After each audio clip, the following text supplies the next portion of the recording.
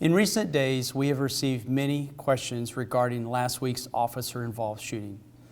I'm going to attempt to answer some of those questions while recognizing that we all have to know that there is still a full, comprehensive legal review that has to occur.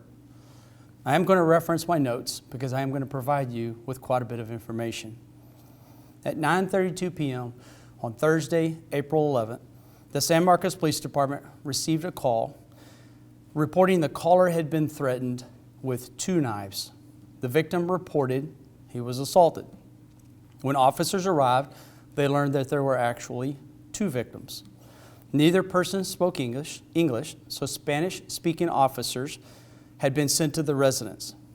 Officers learned the 2 victims, who were actually related to each other, had previously been at a nearby convenience store where they were purchasing items with the intent of then walking home.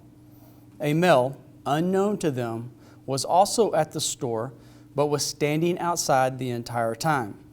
We learned this by reviewing the store's cameras. When the 2 victims left the store, the suspect immediately followed them. The victims describing as close as 3 to 4 feet from them. This caused immediate alarm. They communicated to each other in Spanish that they feared this guy was following them. They stopped several times, hoping the suspect would continue walking. When he did not, that caused more fear. Eventually, both victims made the decision to cross the street and actually walk past their home, not wanting the suspect to know where they lived. As they did, they called another family member inside their residence, and he came outside. The suspect was now immediately across the street from the 2 victims and only 1 house away from where the victims lived. The suspect then pulled out 2 knives and threatened both of them. They told police they feared for their lives. They made the decision to hurriedly cross the street and try to reach the 3rd family member and get inside the home. They were able to get inside, whereupon they called 911. The suspect walked back in front of their home. The suspect was eventually located at the same convenience store by another officer. When the officer went inside the store, the clerk told the officer that he believed the person we were looking for was in the bathroom. The officer waited for the suspect to come out of the bathroom, whereupon he contacted him. The officer was wearing a body-worn camera. Video footage shows the officer asking the suspect to place his hands behind his back. The suspect refuses and instead moves toward the officer. It should be noted that this officer had spoken to both victims earlier, and he was advised over the radio that the suspect was believed to be armed with 2 knives. So the officer created space. The suspect continued to close the distance toward the officer. So the officer backed out of the store and into the parking lot. Once outside, the suspect fled on foot. Within a short distance, the officer tried to use a taser. However, neither probe connected, likely because both persons were in a fast sprint, and the probes only go out 25 feet in distance. Distances between the 2 of them in this pursuit exceeded 25 feet for most of the time. A second taser was attempted by the pursuing officer once they were on Hopkins Street. The probes did not connect. The officer saw the suspect was now wielding at least 1 knife in his hand. Video evidence confirms this, as does an independent witness. The pursuit continued, eventually crossing another street. The total distance of this foot pursuit is estimated to be nearly a 1/4 mile long. As the suspect crossed this street, he entered a parking lot of an occupied business. Video evidence and statements confirmed that there were at least 10 or more people outside of this business, with many of them on foot. The suspect was running toward them. The original officer who contacted the suspect inside the store, who had also discharged both taser attempts, then discharged his firearm, striking the suspect. Another officer was in pursuit, but he was a distance behind. No other officer discharged any weapon. Both involved knives were recovered at the scene of the shooting. They are best described as 8-inch kitchen knives, wherein the blades themselves are true 8 inches. Officers, as well as an on-duty fire marshal, who is also a paramedic, began treating the suspect. He was later pronounced deceased at a nearby hospital. In reviewing our policy and keeping community safety paramount, Policy 6.1, Response to Resistance and Aggression, was adopted by the Police Department on December 16, 2021. This policy was written with citizen input after the City Council appointed a committee to work with the Police Department to draft it.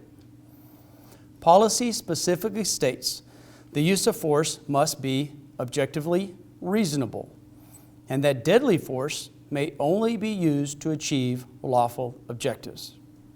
These objectives include to protect the officer or others from what is reasonably believed by the officer at the time to be an immediate threat of death or serious bodily injury, and to prevent the escape of a fleeing violent person whom the officer has probable cause to believe will pose a significant threat of death or serious bodily injury to the officer or others. All officers were wearing body-worn cameras pursuant to policy. The involved officer has been placed on administrative leave. There are currently 3 ongoing investigations. The Texas Rangers Division is conducting an independent criminal investigation, and the San Marcos Police Department's Criminal Investigations Division and Office of Professional Conduct, what most people call Internal Affairs, are conducting concurrent investigations. This incident will be fully investigated and then sent to the Hays County District Attorney's Office for review. The 22-year-old suspect was believed to be unhoused and living in San Marcos. His state-issued identification list and Austin address. His next of kin has been notified. A records check shows no mental health services were received in Texas from any local mental health authority. The San Marcos Police Department has previously contacted the suspect on calls related to homelessness and walking down Interstate 35, presenting traffic hazard concerns.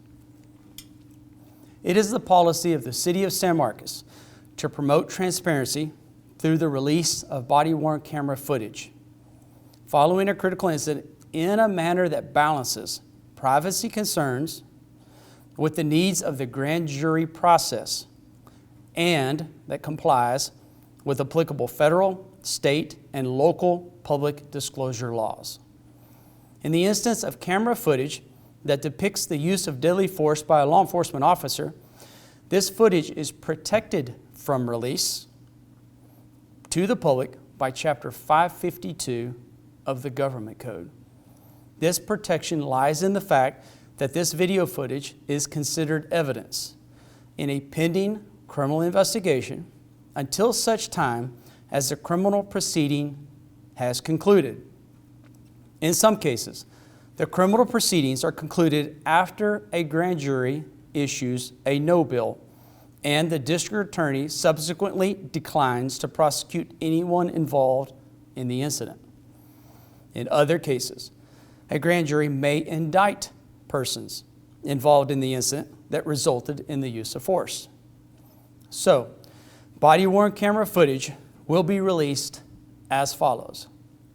First condition, if the officer is no-billed, meaning there is no criminal action taken, The City Council will be notified in a timely manner, and body-worn camera video will be released once a final report is received from the District Attorney.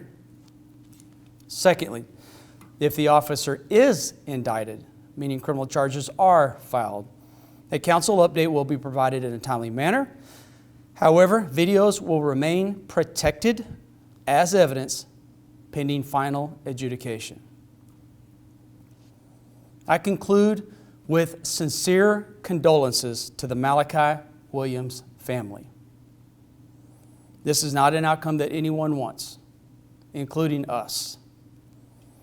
Victim Services has been in contact with both victims to ensure they know their legal rights.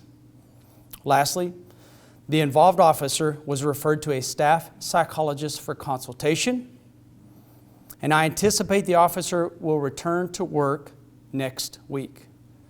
The officer's name will not be released until after a grand jury review. Thank you.